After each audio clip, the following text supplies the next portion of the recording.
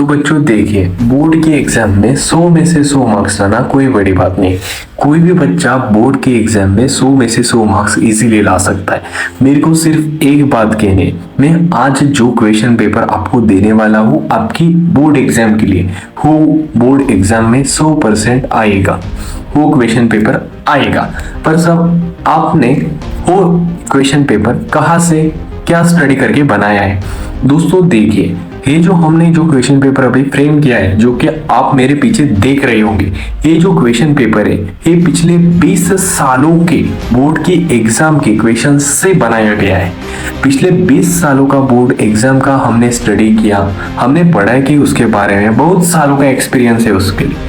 जब हमने वो चीजों का अध्ययन किया तो हमें एक बात पता चली कि एक कॉमन फॉर्मेट है जो कि हर बार हर साल हमारी एग्जाम डिपार्टमेंट जो हमारा महाराष्ट्र का है वो रिपीट करता है। तो बच्चों देखिए, पास होना तो कोई बड़ी बात नहीं, पर 100 मार्क्स लाना भी कोई बड़ी बात नहीं। ठीक है, मैं आपको आज पूरे दिल और दिमाग से कह दे रहा हूं, ये अभी आए हो तो पूरा देख के जाना है। क्यों? क्योंकि इस सेक्शन में, इस एग्जाम पेपर में मैंने 1 मार्क क्वेश्चन, सारे के सारे 16 चैप्टर के 1 मार्क्स क्वेश्चन कौन से एक्सपेक्टेड है, सारे के सारे 16 चैप्टर में से केमिस्ट्री से कौन सा एमसीक्यू आ सकता है, कौन सा आंसर इन ब्रीफ आ सकता है, कौन सा 2 मार्क का क्वेश्चन, 3 मार्क का क्वेश्चन, 4 मार्क का क्वेश्चन, और जो रिएक्शंस है जो कि हमारे सिर का दर्द बन चुकी है उनको टैकल कैसे करेंगे, सारी की सारी बातें मैं बताने जा रहा हूँ।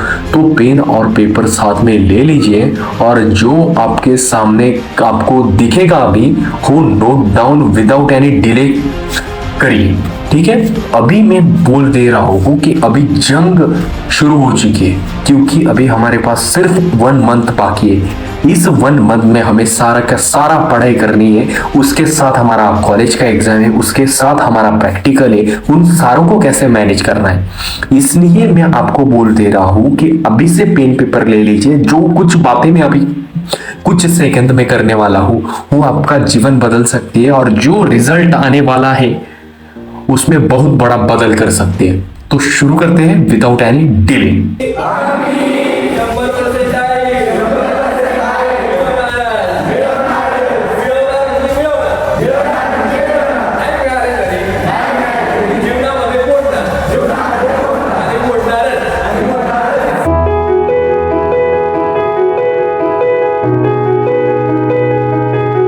हमारे इस क्वेश्चन पेपर का सबसे पहला क्वेश्चन है choose the most correct option. उसमें हमें कुछ मैंने क्वेश्चंस दिए हुए और कुछ मेरे को जो इंपॉर्टेंट पॉइंट्स लग रहे थे मैं वो दिए। तो देखिए, सबसे पहला जो है वो एंटी कैंसर ड्रग के बारे में पूछेगा, सिस्प्लेटिन होगा उसका आंसर।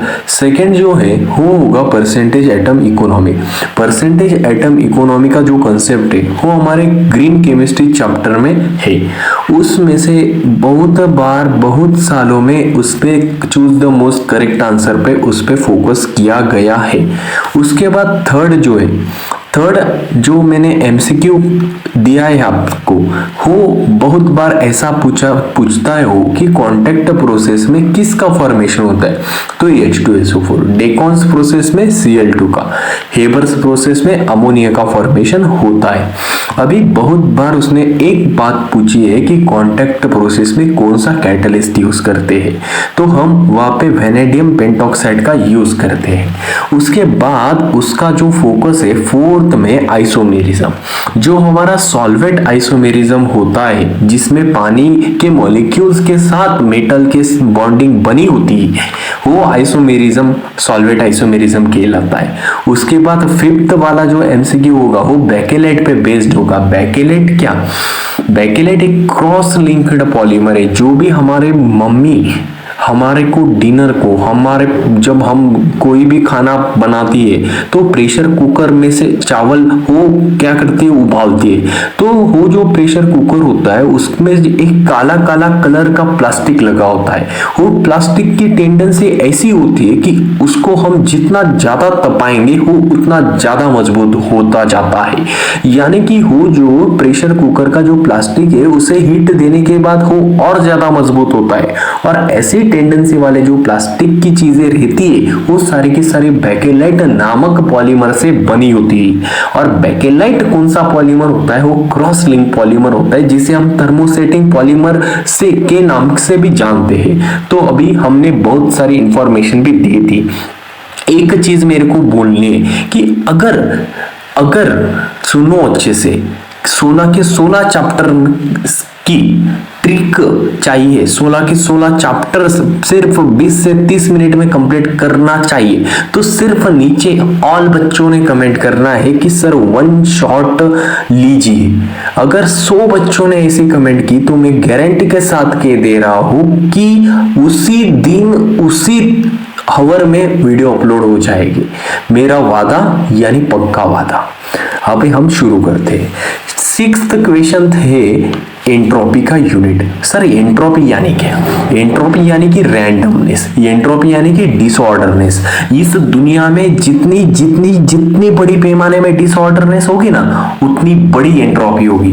अब और जो एंट्रोपी होती है वो एंट्रोपी का यूनिट होता है जूल पर केल्विन। ऐसा क्यों बोल रहा हूं मैं? क्योंकि जो एंट्रोपी में जो चेंज होता है वो जो रिवर्स हीट होती है उसको डिवाइड करके टेम्परेचर, ये एंट्रोपी का फॉर्मूला होता है।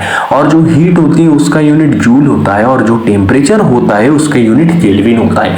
यानी कि एंट्रोपी का यूनिट क्या आया हमारा पास? जूल पर केल्विन आया।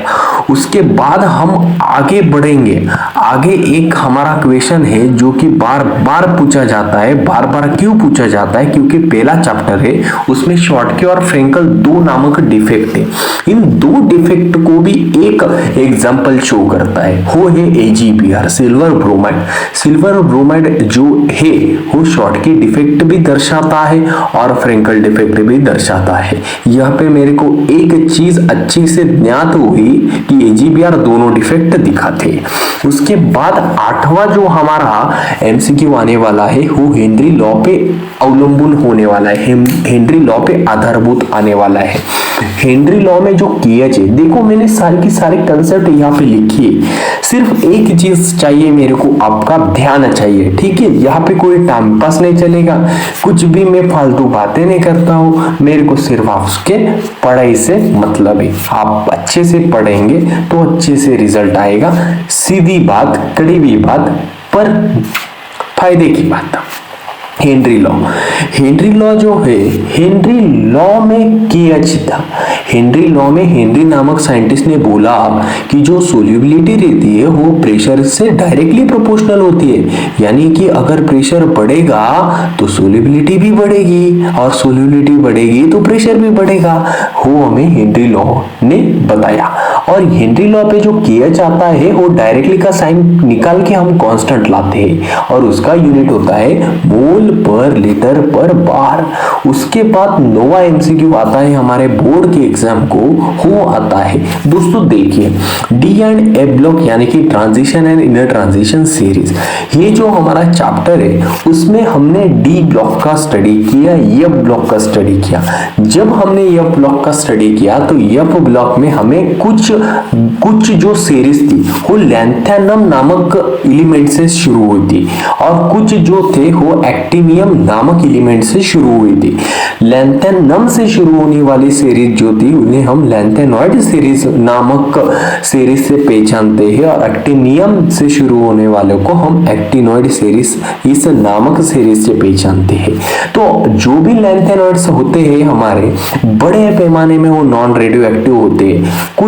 कुछ चंद एलिमेंट ऐसे होते हैं जो कि रेडियो एक्टिव होते हैं, उनमें भी एक होता है हमारा पीएम रेडियो एक्टिव है, बाकी other all lanthanoids are non radio active.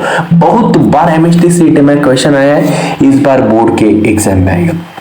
10वां question, 10वां MCQ जो है दोस्तों वो है हिंसबर्ग रिएजेंट।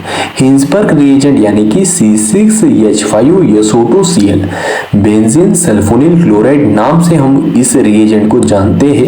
ये क्वेश्चन भी इस एग्जाम में, बोर्ड के एग्जाम में या कॉलेज के एग्जाम में आएगा तो जरूर। उसके बाद question number 2 answer in 1 mark. पहला जो क्वेश्चन है वो है first law of thermodynamics. Entropy define करो, लैंथेनॉइड, एक्टिनॉइड, कॉन्ट्रैक्शन बताइए। उसके बाद ऑक्साइड, ऑक्साइड यानी कि 4 प्रकार के होते हैं, एसिडिक, बेसिक, न्यूट्रल और एम्फोटेरिक। उसके बाद चाल्कोजन क्या होंगे, हैलोजन क्या होंगे। अभी देखो ये रिएक्शन, देखिए मैं अच्छे से आपको बताता हूं कि रिएक्शन कितनी आसान तरीके से हम समझा सकते हैं। अभी KMnO4 जो होता है उसे हम पोटेशियम परमैंगनेट कहते हैं। ये जो होता है वो स्ट्रॉन्ग ऑक्सीडाइजिंग एजेंट होता है। ये क्या होता है, स्ट्रॉन्ग ऑक्सीडाइजिंग एजेंट। अभी ये इतना स्ट्रॉन्ग ऑक्सीडाइजिंग एजेंट होता है, ये तलवार जैसा काम करता है। तलवार जैसा यानी कि क्या, तलवार जैसा काम करके वो इस डबल बॉन्ड को तोड़ देता है, 2 भागों में, 2 पार्ट्स में उसे डिवाइड कर देता है। और ऑक्सीडेशन ऑक्सीडाइजिंग एजेंट होने के कारण वो यहाँ पे इस एंड को एसिड बना देता है, इस एंड को भी एसिड बना देता है। तो देखिए इस एंड पे भी एसिड बना, इस एंड पे भी एसिड बना, और 2 सिरों में एसिड जो होता है ना, इन 2 सिरों में, उसे बोला जाता है एडिपिक एसिड। क्या बोला जाता है उसे, एडिपिक एसिड। तो चलिए अभी आगे बढ़ते हैं हम। अभी आगे उसने कहा है कि सैपोनिफिकेशन क्या होता है। तो बच्चों सैपोनिफिकेशन यानी कि सोप की फॉर्मेशन।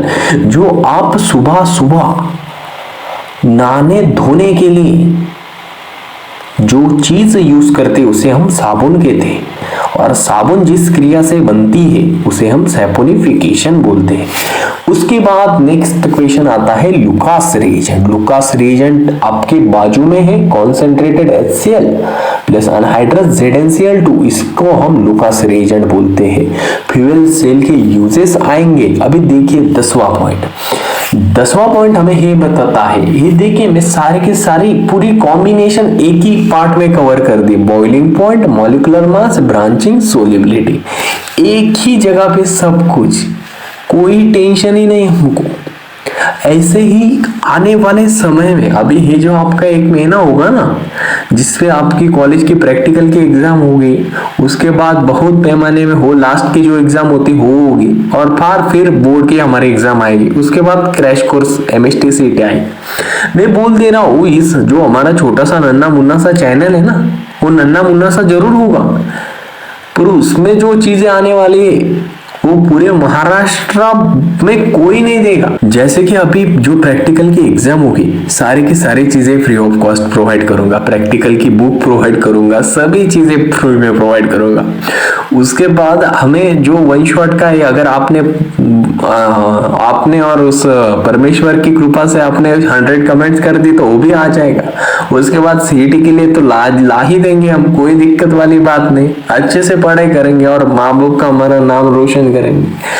तो शुरू करते हैं, देखिए अच्छे से समझते हैं। मॉलिक्यूलर मास बढ़ेगा तो बॉइलिंग पॉइंट बढ़ेगा, ब्रांचिंग बढ़ेगी तो बॉइलिंग पॉइंट कम होगी, और सोल्युबिलिटी बढ़ेगी कब, जब मॉलिक्यूलर मास कम होगा। एक सीधा सिंपल रिलेशन ध्यान में रखते हैं, मॉलिक्यूलर मास और बॉइलिंग पॉइंट डायरेक्टली प्रोपोर्शनल है, ब्रांचिंग और बॉइलिंग पॉइंट इनवर्सली प्रोपोर्शनल है, सोल्युबिलिटी और मॉलिक्यूलर मास इनवर्सली प्रोपोर्शनल है। ठीक है। रेट कांस्टेंट, दोस्तों 0 ऑर्डर और फर्स्ट ऑर्डर का जो यूनिट है ना रेट कांस्टेंट का, वो पूछा जाता है। सिंगल स्टेप रिएक्शन को मिलीमेट्री कहते हैं। RDS यानी कि रेट डिटरमाइनिंग स्टेप स्लो होती है। उसके बाद नीचे की रिएक्शन। अभी रिएक्शन यानी कि मेरा फेवरेट पार्ट, जिससे टीचर और बच्चे डरते हैं उससे सर खेलते हैं। अच्छे से देखो, जिससे टीचर और बच्चे डरते हैं उससे सर खेलते हैं। कैसे खेलते हैं तो चलिए दिखाता हूं मैं अब। हमने लिया ग्रिग्नार्ड रिएजेंट RMgX, जिसे हम बोलते हैं अल्काइल मैग्नीशियम हाइलाइड। इसकी रिएक्शन की हमने CO2 के साथ। CO2 यानी क्या, CO2 यानी कि कार्बन डाइऑक्साइड। पर जब भी कार्बन डाइऑक्साइड को हम उसमें से सारा का सारा मॉइस्चर निकाल लेते हैं तो वो ड्राई हो जाते हैं, और उसको बोलते हैं हम ड्राई आइस। अभी देखिए ये रिएक्शन होने जा रही है, हो ये जो CO2 है हम इसे COO के फॉर्म में लिखते। अभी ये जो COO होगा वो जम करते हुए बोलेगा R से, मेरे को तेरे साथ रहना है। उसके बाद शुरू हो जाएगा उनका, घर बसाएंगे वो RCOONGX, ठीक है। उसके बाद हम इन्हें डालेंगे पानी में, पानी में डाला, उसके बाद उसमें डालेंगे हम थोड़ा बहुत एसिड। अभी क्या होगा आगे? अभी आगे होगा, पानी में से आएंगे दो आयंस H और OH। अभी ये जो H और OH वो बोलेंगे हम तेरा घर नहीं रहने देंगे, हम तो तोड़ेंगे। उसके बाद H जाएगा इधर, उसके बाद OH जाएगा इधर। अभी हाँ जो R होगा हो एज इट इज, C होगा एज इट इज, O होगा एज इट इज, H होगा एज इट इज। उसके बाद ही से Mg के पास पहले था X, उसके बाद आया OH। अभी इसको हम बोलेंगे मैग्नीशियम का कॉम्प्लेक्स और इसको बोलेंगे हम एसिड। इसको क्या बोलेंगे हम? एसिड। अभी चलिए आगे बढ़ते हैं। 2 मार्क के क्वेश्चन अच्छे से देखते जाइए कौन सा क्वेश्चन है। पहला क्वेश्चन कोलिगेटिव प्रॉपर्टी, दूसरा क्वेश्चन डिस्टिंग्विश, तीसरा क्वेश्चन थ्योरी वाला, चौथा क्वेश्चन नस्ट इक्वेशन वाला, ऑर्डर मॉलिक्यूलरिटी, उसके बाद ऑक्सीजन फ्लोरीन, उसके बाद magnetic moment, CFT, Wurtz Fittig reaction, Fittig reaction, श्वार्ट्ज-विंकलस्टाइन, ईथर, कीटोन का क्लासिफिकेशन, क्यूमेन से फिनॉल कैसे बनाएंगे, ये 4 जो कंपाउंड्स दिख रहे हैं उनका फॉर्मूला, उनका नाम, अक्रेलिक एसिड का formula CH2 double bond CH, एक्रोलीन का formula CH2 double bond CHO, ऐसे करके ये सारे आएंगे। मेंडियस रिडक्शन आएंगे, ऑरेंज डाई टेस्ट आएंगे, कैनिज़रो रिएक्शन कौन देंगे? जिसमें अल्फा हाइड्रोजन ही नहीं होगा वो नहीं देंगे, या देंगे? जिसमें अल्फा हाइड्रोजन नहीं वही देंगे। और किन में नहीं? Formaldehyde and benzaldehyde. Aldol condensation कौन देंगे? अल्डिहाइड भी देगा, कीटोन भी देगा। अल्डिहाइड में जब एक अल्फा हाइड्रोजन होगा तभी देगा, एक से ज्यादा चलेगा। कीटोन कौन से देंगे? जिसमें 2 अल्फा हाइड्रोजन होंगे वो देंगे, उससे ज्यादा भी चलेगा। पॉलीमराइजेशन क्या, वल्कनाइजेशन क्या, प्रोटीन का डीनेचरेशन क्या, इंटरनल एनर्जी क्या। अभी देखो नीचे एमसीक्यू दिया है, नीचे सॉरी एक प्रॉब्लम दिया है, देखते हैं क्या बोला है उसने कि हीट एब्जॉर्ब हो रही है, work done by the system हो रहा है। हमें इंटरनल एनर्जी पूछिए। अभी हीट एब्जॉर्ब हो रही है यानी कि साइन कन्वेंशन के अनुसार हीट एब्जॉर्ब होने यानी पॉजिटिव साइन होगा। अभी हम देखते हैं कि इस पे 40 किलो जूल, इस पे 15 जूल। पहले तो हम किलो जूल को जूल कर लेते हैं, क्या यू की यूनिट सेम हो जाना चाहिए। अभी देखिए work done by the system है, साइन कन्वेंशन के अनुसार उसकी स्वतः की, उसकी खुद की जो वर्क डन होगा वो नेगेटिव में होगा, क्योंकि बाय द सिस्टम यानी कि नेगेटिव, ऑन द सिस्टम यानी कि पॉजिटिव। अभी फर्स्ट लॉ ने बोला E is equal to Q plus W, हमने Q के जगह पे ये डाल दिया, W की जगह पे ये डाल दिया, प्लस माइनस माइनस हो चुका, 39.98 जूल आया। किलो जूल में करेंगे तो 1000 से डिवाइड कर दो, 39 पॉइंट समथिंग उत्तर आया हमारा। पूरे नेक्स्ट आता है हमारा लिगेंड और लिगेंड के प्रकार, उसके बाद डिग्री, उसके बाद बहुत देखते जाइए आप। सिर्फ 3 मार्क का क्वेश्चन है, ideal non ideal, molecular mass और relation between elevation in boiling point, उसके बाद पैरा डाया फेरो का वाइड नंबर ऑफ, ठीक है। उसके बाद आते हैं हम हमारा बच्चों वाला क्वेश्चन, 4 मार्क्स वाला क्वेश्चन। पहला क्वेश्चन है थर्मो वाला, बहुत इंपॉर्टेंट है, बहुत सालों बाद अभी पूछेगा। पिछले साल भी बच्चों को बोला था, आया था। पिछले साल तो जो पेपर दिया था वही आया था, कोई नई बात नहीं है मेरे लिए। इस बार भी जो दूंगा वही आएगा, नई बात ही नहीं कुछ भी। इसलिए बोला था पहले, शुरू होने से पहले, कि पास होना कोई बड़ी बात नहीं है, 100 में से 100 मार्क्स लाना भी कोई बड़ी बात नहीं है।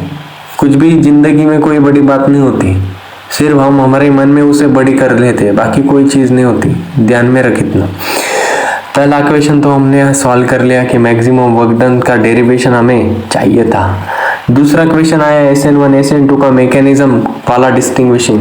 उसके बाद थर्ड वाला है, देखो integrated rate law equation derive करो फर्स्ट ऑर्डर के लिए। चौथा क्वेश्चन आया, देख लेना सभी उत्तर भी यही पे कुछ के। उसके बाद लास्ट वाला क्वेश्चन आया, पीएच और पीओएच का डेरिवेशन डिराइव करिए। देखो ज्यादा डिटेल में नहीं चाहेंगे, ठीक है ना, समय बहुत कीमती होता है हमारा, अभी का समय आपका बहुत कीमती है, इसलिए क्वेश्चंस दिए। अभी एक चीज मेरे को नीचे कमेंट्स में बोलनी है, जो कि मैंने कार्य आपको पहले दिया। 100 कमेंट्स आएंगे, वन शॉट दीजिए सर जी, वही के वही उसी दिन ला दूंगा, जुबान का बहुत पक्का आदमी हूँ। दूसरा चीज एक बात बता देता हूँ, इसका सॉल्यूशन चाहिए या नहीं चाहिए? सर आपने क्वेश्चन शीट तो दे दी, आंसर शीट भी दे दीजिए, एक बार एक्सप्लेनेशन भी दे दीजिए। 2 घंटे लगेंगे या 4 घंटे लगेंगे? सिर्फ बोलना है नीचे कमेंट्स में, चाहिए तो दे दूंगा, नहीं चाहिए तो नहीं दूंगा। ठीक है, सीधी सरल बात है। अभी लास्ट जाते जाते एक बात मैसेज दे देता हूं, अभी तक आपने इसको आपके दोस्त को भेजा नहीं है तो एक बात ध्यान में रख लेना, तू तेरा भला चाहता है, दूसरों का नहीं चाहता है तो तेरा भी नहीं होगा। तू तेरा चाहता है, दूसरों का चाहता है, ऊपर वाला दूसरों को छोड़कर तेरा भला कर देगा। याद रख, दोस्तों को शेयर कर, ज्यादा से ज्यादा बच्चों तक भेज, उनका भला होगा, तेरा भला होगा, हम सबका भला होगा। ठीक है, अभी रुकते हैं, पढ़ाई करते रहे। कोई डाउट आया, कोई भी दिक्कत आई, 24/7 sir for your query, sir for students. आया ध्यान में?